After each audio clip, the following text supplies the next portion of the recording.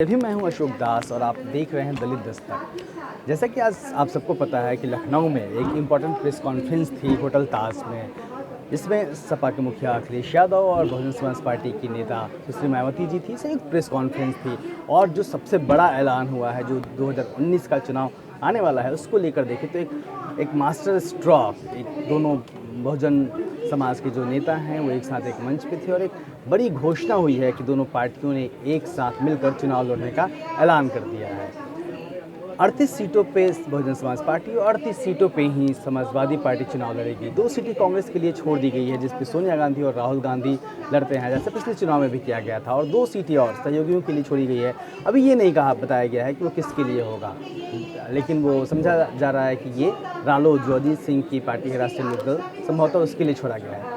इस press conference की बात करूं तो सबसे पहले एक चीज़ की तरफ मैं ध्यान दिलाना चाहूँगा कि ऐसा ही एक गठबंधन 25 साल पहले, अभी प्रेस कॉन्फ्रेंस के पहले मेरी जो विवेक कुमार जी हैं, वरिष्ठ समाजशास्त्री हैं और राजनीतिक विश्लेषक, उनसे बात हो रही थी और उन्होंने एक बात कही बहुत ही अच्छी कि ये गठबंधन 25 सालों बाद सपा और बसपा किसी के साथ 25 सालों बाद ट्रिपल अलायंस कर रही है। और ऐसा ही गठबंधन 25 साल पहले हुआ था, जब माननीय कांसीराम और मुलायम सिंह साथ आके चुनाव लड़े थे। और उस समय भी सर ने एक चीज़ बहुत अच्छा ध्यान दिलाया कि उस समय भी जो बीजेपी है, भारतीय जनता पार्टी, बाबरी विध्वंस के बाद शीर्ष पे थी, सत्ता के चरम पे थी, और मुलायम सिंह यादव और कांसीराम जी ने मिल के उसको मिट्टी में मिला दिया था। उसके बाद से भाजपा का जो पतन हुआ, फिर भाजपा बहुत उभर नहीं पाई इन सब चीज़ों से। और 25 साल बाद एक बार फिर इतिहास खुद को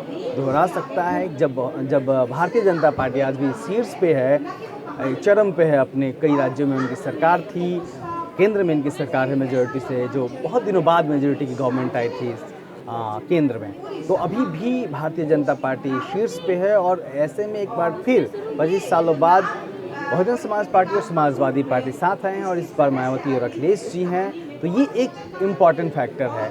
इस प्रेस कॉन्फ्रेंस की बात करें तो 2-3 चीज़ें थी। सबसे पहले समाजवादी पार्टी के अध्यक्ष जो हैं अखिलेश यादव आए मंच पे, उसके बाद मायावती जी आई, फिर उसके बाद सबसे पहले अखिलेश जी ने मायावती जी को फूल दिया, गुलदस्ता दिया, उसके बाद मायावती जी ने अखिलेश का गुलदस्ता देकर स्वागत किया। तो एक अखिलेश यादव की खूबी रही और एक माना जाएगा कि वो लगातार जो माफ़ करिएगा, लगातार वो वरिष्ठता जो है मायावती जी की, उसको वो लगातार ध्यान में रखे हुए थे और शायद यही वजह है कि वो इस गठबंधन को ज़मीन पे उतारने में कामयाब रहे हैं। तो सबसे पहले एक चीज़ और जो मैं ध्यान दिलाना चाहूँगा कि एक तरफ मंच पे डॉक्टर अंबेडकर जी की, बाबा साहब की तस्वीर थी, दूसरी तरफ डॉक्टर लोहिया की तस्वीर थी, जो दोनों धाराएं हैं, अंबेडकरवादी विचारधारा और लोहियावादी विचारधारा, दोनों तस्वीरें एक दूसरे को रिप्रेजेंट कर रही थी। इसके अलावा जो प्रेस वार्ता लिखा गया था वहाँ पे, वो एक नीले कलर में लिखा गया था, एक लाल कलर में लिखा गया था। नीला कलर जाहिर सी बात है बहुजन समाज पार्टी का रंग है, लाल कलर समाजवादी पार्टी का रंग है। मायावती जी ने सबसे पहले बोलना शुरू किया और कई चीज़ों पे उन्होंने एक के बाद एक बात बताया। और एक इम्पॉर्टेंट बात और है जो 38 सीटों पे गठबंधन का ऐलान हुआ है, इसके अलावा कि सबके मन में जो एक सवाल था कि ये जो विपक्षी पार्टी कह रही थी कि ये एक समझौता है, अवसरवादी समझौता है, इस पे विराम लग गया है। मायावती जी ने और अखिलेश यादव ने दोनों ने कहा है इस पे कि मायावती जी से सवाल पूछा गया प्रेस कॉन्फ्रेंस के दौरान, उन्होंने कहा कि ये गठबंधन तात्कालिक गठबंधन नहीं है, ये गठबंधन दूर तक चलेगा। और उन्होंने साफ कहा कि 2019 के बाद भी विधानसभा चुनाव में भी ये गठबंधन कायम रहेगा। अमूमन ऐसे मामलों में जो नेता हैं जो वो पल्ला झाड़ देते हैं, सवालों के जवाब नहीं देते, लेकिन जितनी गंभीरता से और जितने जोर देके मायावती जी ने इसकी बात कही कि हाँ, ये गठबंधन हम चुनाव के बाद, लोकसभा चुनाव के बाद भी जारी रखेंगे, ये बड़ी बात है। दूसरी चीज़ एक ये है कि जो पीएम का सवाल आया वो अखिलेश यादव से पूछा गया कि हाँ, कि क्या पीएम मायावती जी हो सकती हैं, तो अखिलेश यादव ने बड़ा ही सटीक जवाब दिया कि उत्तर प्रदेश प्रधानमंत्री देता रहा है और आगे भी प्रधानमंत्री उत्तर प्रदेश से ही होगा। तो एक आपसी समझ जो दोनों पार्टियों के नेताओं के बीच है, बहुत अच्छी आपसी समझ थी और बहुत ही अच्छे से ये पूरे प्रेस कॉन्फ्रेंस का आयोजन किया गया। और सवालों से नहीं बचा गया। ये नहीं है कि दोनों ने अपनी बात कही या उठ के चले गए। हालांकि इस बीच में सवाल मीडिया की तरफ से पूछे गए, लेकिन मायावती जी ने बहुत अच्छा जवाब दिया। उन्होंने कहा कि मैं इतनी बातें आपको बता दूंगी कि सवाल की गुंजाइश ना रहे। इस पर एक बार हंसी भी फूट पड़ी प्रेस कॉन्फ्रेंस में। तो तमाम सवालों के जवाब उन्होंने दिए और आमतौर पे गेस्ट हाउस कांड की बात उठाई जाती है, उसकी बात कही जाती है। इस पर उन्होंने साफ साफ कहा कि गेस्ट हाउस कांड को वो भूलने को तैयार हैं, उसको वो अलग रख रही हैं, उसके ऊपर देश हित है। ये मोटी मोटी बहुत ही इम्पॉर्टेंट बातें थी जो दोनों नेताओं ने कही। जैसा कि मायावती जी का हमेशा से रहा है कि वो जो वक्त देती हैं प्रेस कॉन्फ्रेंस के लिए, उस वक्त पे वो पहुंचती हैं बिल्कुल। और 12 बजे ठीक वो दोनों नेता मंच पे थे। मैंने बताया पहले अखिलेश यादव आ गए थे, होटल ताज में था ये जो प्रेस कॉन्फ्रेंस थी, है ना। तो गेस्ट हाउस कांड पे उन्होंने कहा कि देश हित को ध्यान में रखते हुए, देश हित ऊपर है, गठबंधन बाकी सब चीज़ें पुरानी बातें बाद में हैं। ये एक चीज़ थी। इस बीच में एक बात और बताऊं कि अभी ही जिस वक्त में ये प्रेस कॉन्फ्रेंस हो रही है, इसी वक्त में भारतीय जनता पार्टी का राष्ट्रीय अधिवेशन चल रहा है। और भारतीय जनता पार्टी के राष्ट्रीय अधिवेशन की आज कहीं चर्चा नहीं है। सुबह से इवन की कल से, जब से इस प्रेस कॉन्फ्रेंस की खबर आई, तब से लेकर अब तक लगातार मीडिया में यही मुद्दा छाया रहा। लोग कयास लगाते रहे कि क्या होगा, क्या ऐलान होगा। और ये मीडिया में कयास लगाया जा रहा था कि हाँ, शायद बहुजन समाज पार्टी ज़्यादा सीटों पर चुनाव लड़ेगी, क्योंकि वो कम सीटों पर चुनाव नहीं लड़ेगी। अखिलेश यादव सपा को कम सीटें देंगे। लेकिन ये बराबरी का भाव था। दोनों नेताओं ने एकदम बिल्कुल 38-39 सीटों पर चुनाव लड़ने का फैसला किया। इससे एक ये भी संदेश गया है, ये भी मैसेज गया है कि हाँ, दोनों पार्टियों में कोई छोटा बड़ा नहीं है। दोनों पार्टियां मिलके एक साथ आपसी समझ से चुनाव में उतरने को तैयार हैं। मायावती जी ने कहा कि 4 जनवरी को दिल्ली में बैठक हुई उनके अखिलेश यादव के बीच, और लंबी बैठक चली। और उस बैठक में तमाम चीज़ों पे, पूरे 80 सीटों का समीकरण क्या होगा, कैसे होगा, उस पर चर्चा की गई। और हालांकि ये अभी तक तो सामने नहीं है कि किस सीट से कौन चुनाव लड़ेगा, कौन सी सीट किसके पास जाएगी। लेकिन संभवतः जिस तरीके की प्रेस कॉन्फ्रेंस थी, जो बॉडी लैंग्वेज था, जिस तरीके से बात की गई, उसमें साफ साफ समझा जा सकता है कि दोनों नेताओं ने करीब करीब तय कर लिया है कि कौन सी पार्टी किस सीट से चुनाव लड़ेगी। इसकी घोषणा कब होती है, ये दोनों पार्टियाँ देखेंगी। उन्होंने एक जो अखिलेश यादव पे 4 जनवरी की बैठक के बाद जो अखिलेश यादव और मायावती जी के बीच हुई थी, उसके बाद जिस तरीके से सीबीआई एक्टिव हुई, जिस पे सवाल उठ रहे थे लगातार उस टाइमिंग पे कि उस टाइमिंग पे सीबीआई एक्टिव हुई, उस पर बहन जी ने कहा कि हाँ, जैसे ही दोनों नेताओं की भेंट हुई, अखिलेश जी की छवि धूमिल करने के लिए, उन्होंने ये शब्द इस्तेमाल किया कि अखिलेश जी की छवि धूमिल करने के लिए उन पर सीबीआई की कार्रवाई की गई। ये एक सीधे सीधे बचाव में आए। उन्होंने तब भी प्रेस कॉन्फ्रेंस किया था। उन्होंने कहा था अखिलेश यादव से, फ़ोन पे भी बात की थी, प्रेस कॉन्फ्रेंस प्रेस विज्ञप्ति जारी की थी बहुजन समाज पार्टी ने अपने प्रेसिडेंट की तरफ से, मायावती जी की तरफ से। और बहन जी ने अखिलेश यादव जी को फ़ोन भी किया था कि हाँ, ये बीजेपी की डराने की साजिश है और बसपा खुद भी भोगी रही है, तो इसलिए इससे डरने की ज़रूरत नहीं है और आप लड़िए, बहुजन समाज पार्टी साथ है। ये 2-3 चीज़ें हैं इसमें।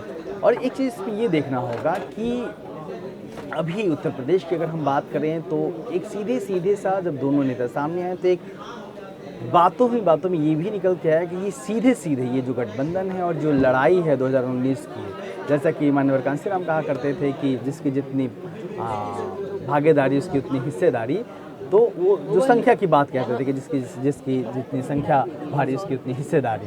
तो कहीं ना कहीं ये प्रतिनिधित्व का सवाल है। और बहन जी ने इसको कहा भी कि हाँ, ये प्रतिनिधित्व की भी लड़ाई है कि हाँ, अगर हमारे लोग, हमारे वोटर और हमारे समाज के लोग इतने हैं, तो ये हमें भी उतना प्रतिनिधित्व मिलना चाहिए। एक बड़ा मैसेज है ये, दलित और पिछड़े समाज के बीच में गया है ये मैसेज कि हाँ, वो अपनी भागीदारी लेने के लिए कमर कसते हैं 2019 के चुनाव के लिए। ये मोटा मोटी बातें थी, तमाम चीज़ें जो आज के प्रेस कॉन्फ्रेंस में कही गई और सवालों के जवाब दिए गए, भागा नहीं गया। जैसे कि लगातार मनमोहन सिंह का भी एक स्टेटमेंट आया था कि हाँ, प्रधानमंत्री मोदी भले कुछ भी कह लें, वो मीडिया से बात करने से, वो मीडिया के सवालों के जवाब देने से बचते हैं। तमाम जो मीडिया के लोग हैं, जो जर्नलिस्ट हैं, वो चुनौती भी देते रहे हैं, सवाल भी उठाते रहे हैं इन पे प्रधानमंत्री मोदी जी पे कि वो प्रेस कॉन्फ्रेंस करें, मीडिया के सवालों का जवाब दें, लेकिन अमूमन ऐसा देखा नहीं गया। लेकिन दोनों नेताओं ने जब इस प्रेस कॉन्फ्रेंस में हिस्सा लिया, जब अपनी तमाम बातें कहीं, तो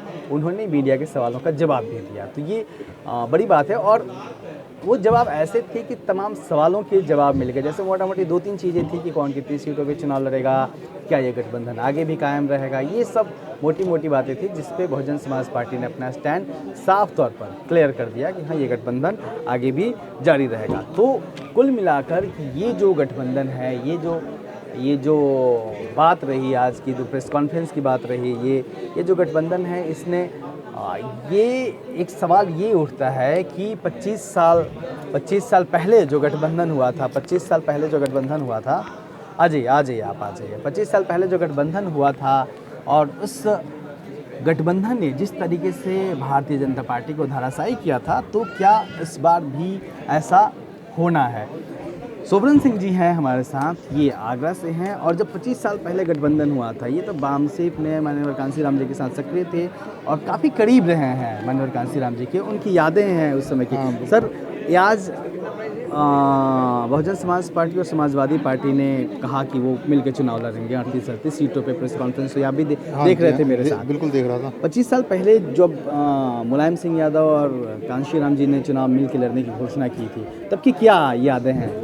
तब की यादें ये हैं कि मनवर साहब हमेशा बहुजन समाज बनाने का प्रयास करते थे और उसी के तहत आज जैसा कि बहन जी ने कहा है कि हमारा गठबंधन समाजों का गठबंधन है और बहुजन समाज बनाने की प्रक्रिया है। राजनीति तो ये छोटी चीज़ है, साहब की बहुत बड़ी सोच थी, लेकिन कुछ परिस्थितियाँ ऐसी हुई कि लोगों ने मतलब वो सोच छिन भिन करवा दी, लेकिन आज वो पुनः सोच जीवित हो गई है और बहुजन समाज बन जाएगा, उसके आगे कोई समाज टिकने वाला नहीं है। तो सर, ये उस वक्त को देखा आपने, उस दौर को देखा, बिल्कुल देखा। आप मान्यवर के साथ थे, उस वक्त में सक्रिय थे, आपने उस दौर को देखा जब वो गठबंधन हुआ था, उस समय कितना उत्साह था लोगों के बीच में? उस समय लोगों के बहुजन समाज के लोगों के बीच में बहुत उत्साह था, लेकिन जो मीडिया था वो बिल्कुल हल्के में ले रहा था, बिल्कुल भी नहीं स्वीकार कर रहा था कि इस तरह हो जाएगा। लेकिन कांसीराम साहब में इतना आत्मविश्वास कूट कूट के भरा हुआ था, वो जानते थे कि ये हम कर लेंगे। हम लोग भी सोचते थे कि ये शायद ना हो पाए, लेकिन उनका आत्मविश्वास इतना था कि उन्होंने वो करके दिखा दिया। ये जो आज गठबंधन की घोषणा हुई, इससे आपको क्या लगता है? आप बहुजन राजनीति को इतने दिनों से देख रहे हैं कार्यकर्ता के तौर पे, इससे कितना बड़ा मैसेज गया है? देखिए, इससे इतना बड़ा मैसेज गया है, आप देखिए सन 7 में स्पष्ट बहुजन समाज पार्टी की सरकार बनती है, उसके बाद 12 में स्पष्ट सपा की सरकार बनती है। ये दोनों दल अलग अलग रह के अपनी सरकारें बना लेते हैं और जब ये दोनों अलग अलग रह के अपनी सरकारें बना लेते हैं तो जब इकट्ठे हो जाएंगे तो इनकी ताकत का आप अंदाज़ा नहीं लगा सकते। ये बड़ी बात है, ये बड़ी बात है कि जब दोनों पार्टियां अलग अलग रह के चुनाव लड़ती हैं और तो तब भी इनकी सरकार बन जाती है, तो अगर ये साथ मिलकर चुनाव लड़ते हैं तो कितना बड़ा बदलाव आ जाएगा। और बहुजन समाज जब एक साथ खड़ा होगा, जैसे कि समझ में आ रहा है कि हाँ, अगर मगर क्या बात नहीं रही कि एससी कम्युनिटी के वोट और यादव कम्युनिटी के वोट, और कोशिश ये समझा जा सकता है कि हाँ, मुस्लिम जो मतदाता हैं उत्तर प्रदेश के, वो भी साथ आएंगे इस गठबंधन के, क्योंकि मुसलमानों का जो भी भला कर पाए हैं उत्तर प्रदेश में, वो बहुजन समाज पार्टी और समाजवादी पार्टी के ही शासनकाल में हुआ है। तो ये एक बहुत बड़ा गठबंधन है और सबसे बड़ा सवाल ये है कि 25 साल पहले जो गठबंधन हुआ था और तब जब भाजपा शीर्ष पे थी बाबरी विध्वंस के बाद, और तब इन दोनों लोगों ने मिलकर, इस गठबंधन ने मिलकर भाजपा को धूल चटाई थी, तो क्या वो वक्त फिर से वापस आने वाला है और क्या ये गठबंधन मिलकर बीजेपी को सत्ता में आने से रोकेगा? ये है बड़ा सवाल और इस पे नज़र हमारी बनी रहेगी। आप देख रहे हैं दलित दस्तक।